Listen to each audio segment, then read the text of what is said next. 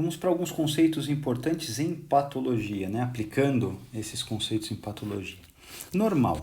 A palavra normal, ela significa ou tem a ver com processos estatísticos, né? Normal é o que está mais prevalente, é a maioria dos casos. Isso é um indivíduo normal. Então, por exemplo, a maior parte da população tem o coração voltado para a direita. Então, se a maior parte da população tem o coração voltado, para a esquerda, coração voltado para a esquerda, coração para o lado esquerdo.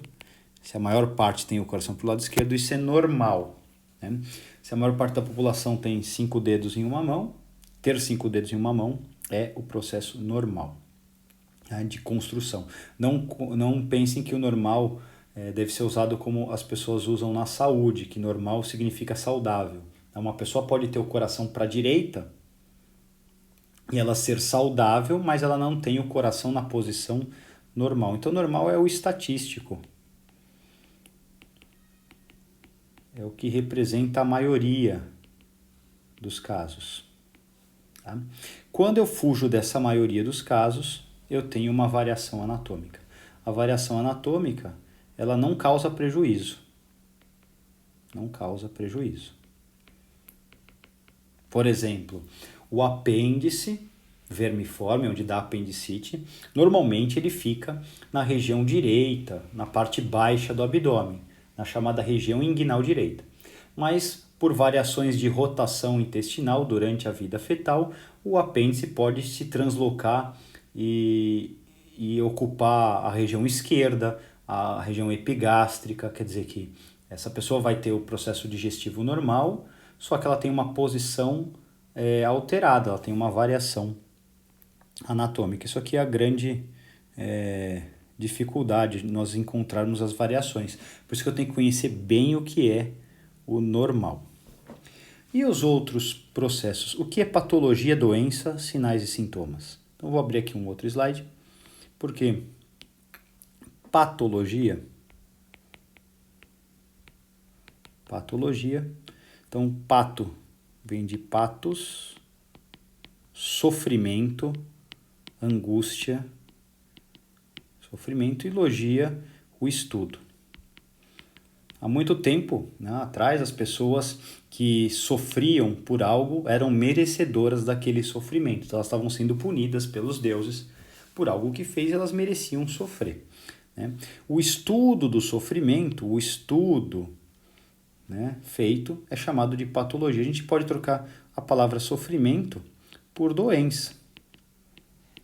Então, patologia é o estudo da doença. Nenhuma pessoa tem patologia. Eu não posso usar essa frase, ó. Percebam. Senhor José está com uma patologia no fígado. Não posso usar isso. Por quê? Porque eu estaria falando que o senhor José está com um estudo de doença no fígado. Está errado. Eu tenho que falar, o senhor José está com uma doença no fígado. Doença no fígado. Ou eu posso falar uma doença hepática. Uma doença hepática. Então não é sinônimo. Patologia é o estudo da doença, doença é o processo. A gente vai ver aqui. Tá? Então não usem como sinônimo. O que eu posso pensar é o seguinte, patos por ser doença, eu posso falar assim, um paciente que tem uma doença no coração é um cardiopata. Mas eu não sei qual é a doença do coração, eu só sei que ele tem uma doença cardíaca. Pode ser um infarto agudo, pode ser uma doença de válvula, pode ser uma estenose aórtica que leva a uma doença cardíaca, quer dizer, ele é um cardiopata. Se ele tem uma doença respiratória, ele é um pneumopata. Será que ele é um pneumopata porque ele tem coronavírus, porque ele tem um enfisema, porque ele tem derrame pleural? Então ele é um pneumopata, ele tem uma doença pulmonar. Ele pode ser um hepatopata. E assim por diante. Tá? Doença. Para a gente definir doença, precisamos pensar primeiro no processo inverso, na saúde. Pela Organização Mundial da Saúde, a definição da saúde é o bem estar físico, mental e social. Quer dizer, eu preciso estar bem fisicamente, mentalmente e socialmente. Aí eu estou com saúde. Quer dizer que a doença é quando eu vou perder esse bem-estar, quando eu não consigo mais ter equilíbrio, quando eu tenho uma alteração da homeostase. Sem a homeostase, se eu não conseguir ter equilíbrio, eu vou ter doenças físicas, mentais ou sociais. Quer dizer que essas alterações são causadas por mecanismos, por agentes causadores de doença. Agentes chamados agentes etiológicos. Agentes etiológicos. O que são agentes etiológicos? São agentes que causam doenças físicas, mentais e sociais. A maior parte das doenças, né, vistas nos exames de imagem, são doenças que afetam o físico, né, ossos, articulações, músculos, coração, vasos e assim por diante. Temos as doenças mentais e sociais também, né, as psicopatias, as fobias sociais e outras desordens. Tá? Então, os agentes etiológicos são os agentes causadores de doença. Nós podemos pensar que os agentes etiológicos,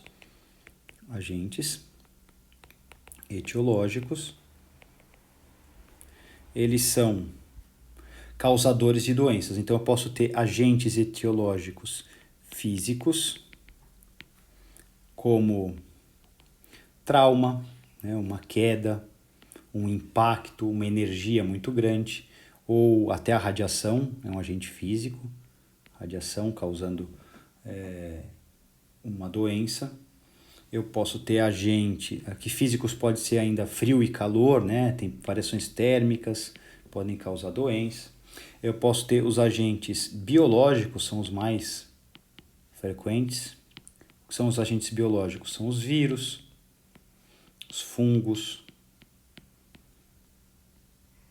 as bactérias, os protozoários. Então, são agentes biológicos que causam doença. Então, o SARS-CoV-2, né, as pneumonias bacterianas, as pneumonias virais, as meningites virais, as meningites bacterianas, fungos que podem causar doenças respiratórias e assim sucessivamente. Eu posso ter os agentes, né, etiológicos químicos, doenças que são causadas por químicas como as drogas ilícitas e também as lícitas, tá? Como o álcool, apesar de ser uma droga lícita, é um agente químico para causar doença, medicamentos, alimentos, são causadores de doença.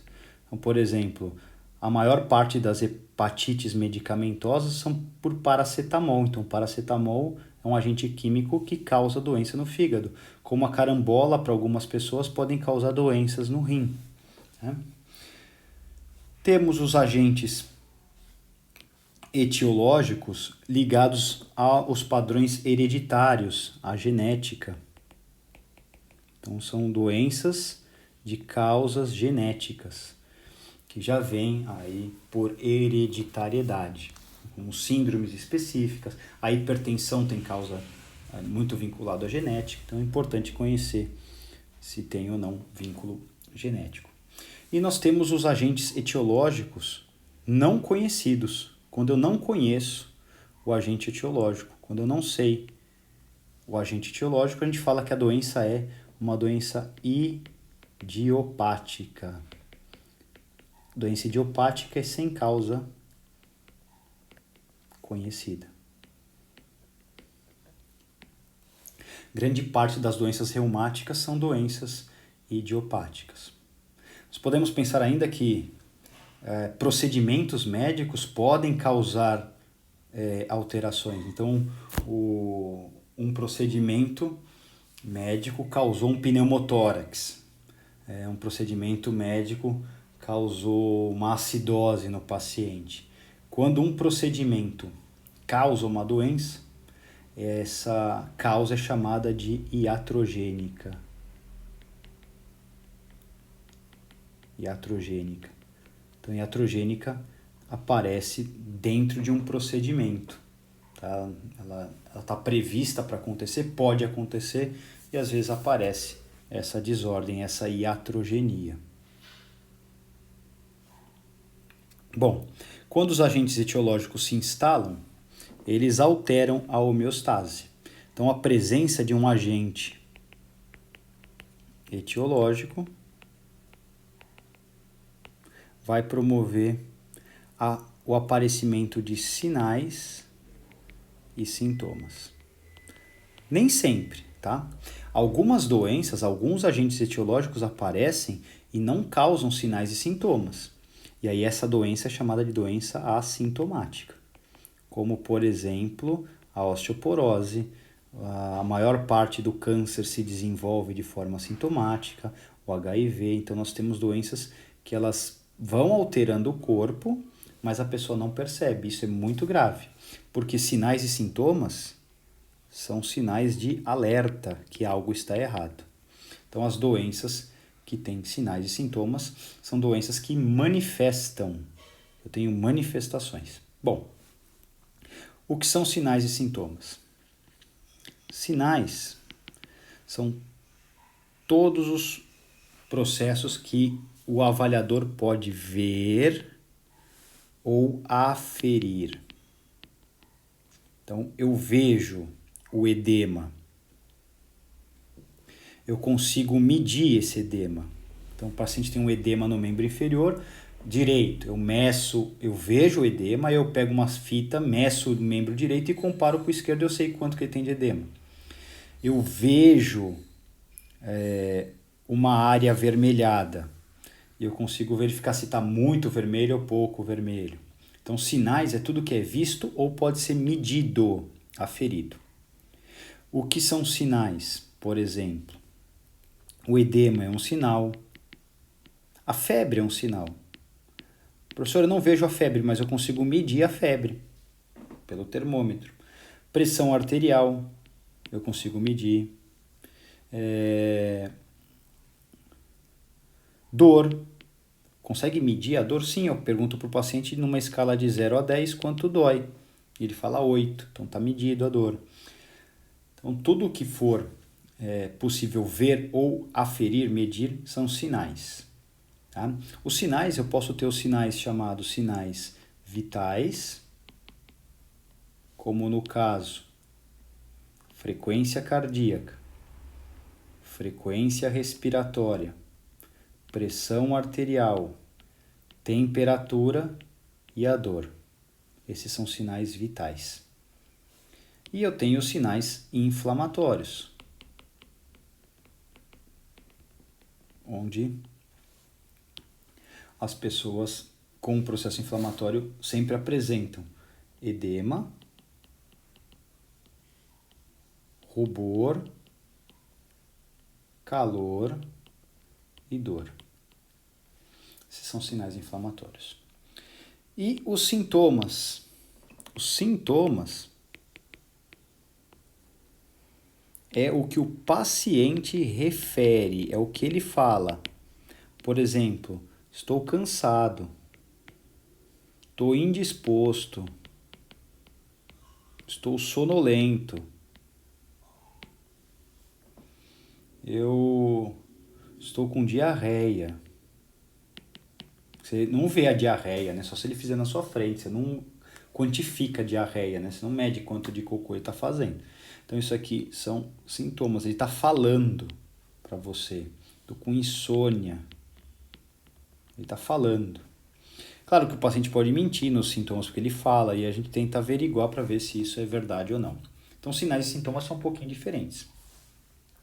A presença de sinais e sintomas geram as manifestações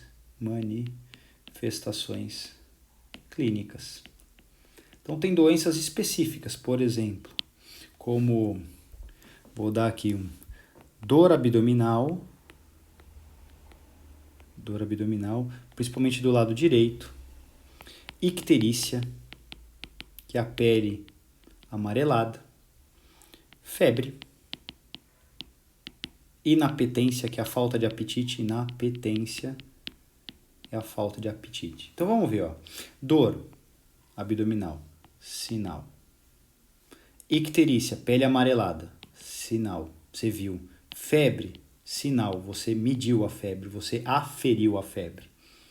Inapetência, o paciente falou, falta de apetite, não consigo comer, sintoma.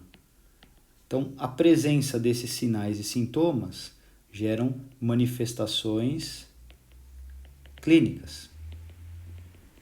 Manifestações clínicas. E essa doença chama-se hepatite.